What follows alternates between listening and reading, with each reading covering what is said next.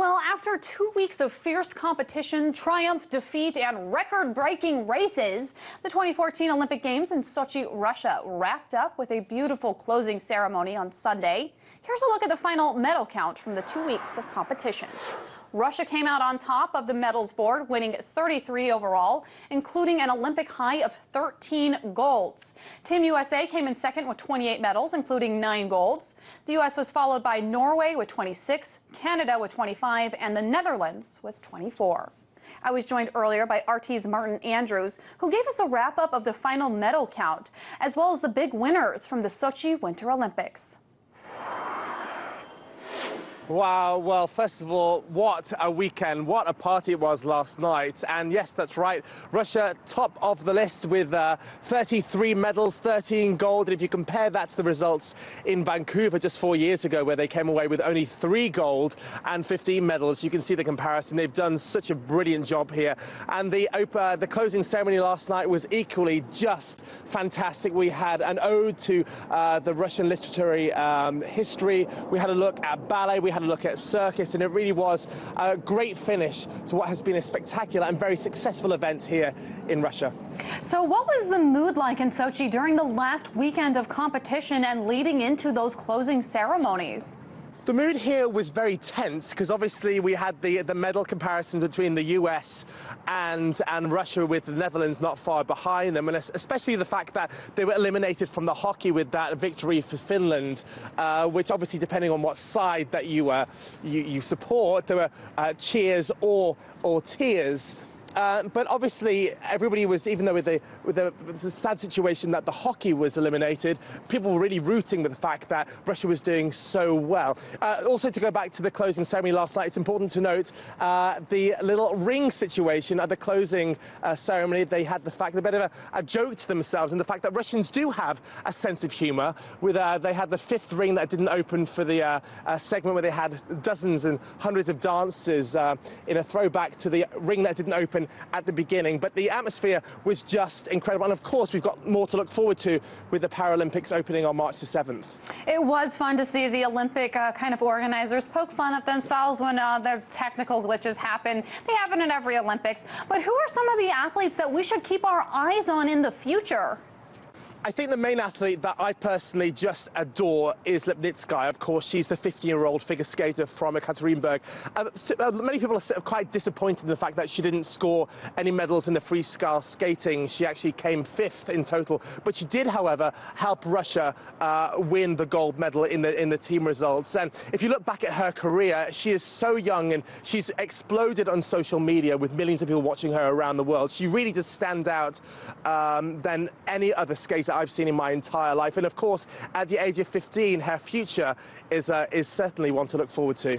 And she certainly has a long way to go, just because she's only 15 and because there's so many other things that she can continue to do and continue to compete. But what was your highlight for you personally covering these games?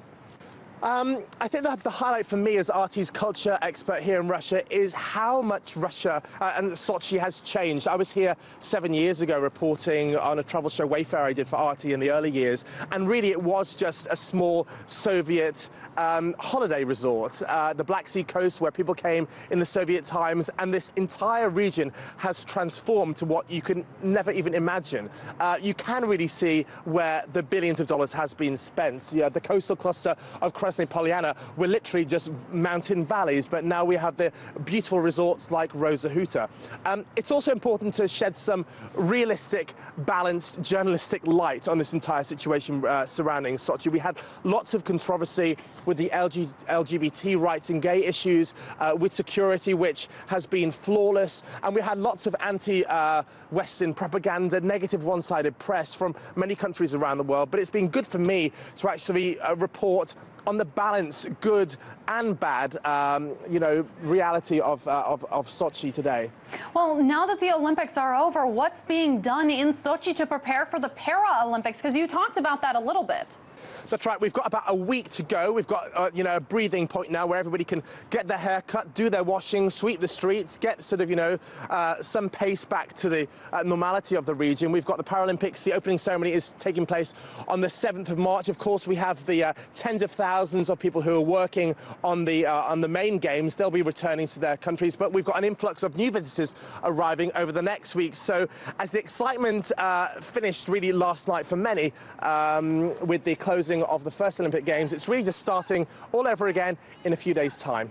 And I understand that Sochi certainly isn't going to be closing doors or anything like that anytime soon. What's next for Sochi after the Paralympics?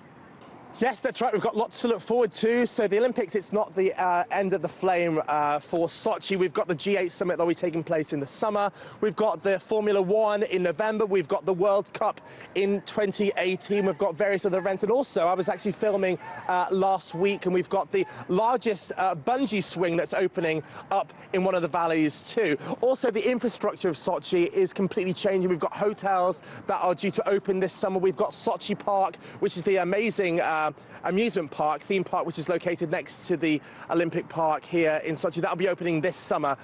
And actually, Sochi, for the moment, has about 4 million visitors every year. But now that Sochi is on the international map, that number, I'm sure, will increase.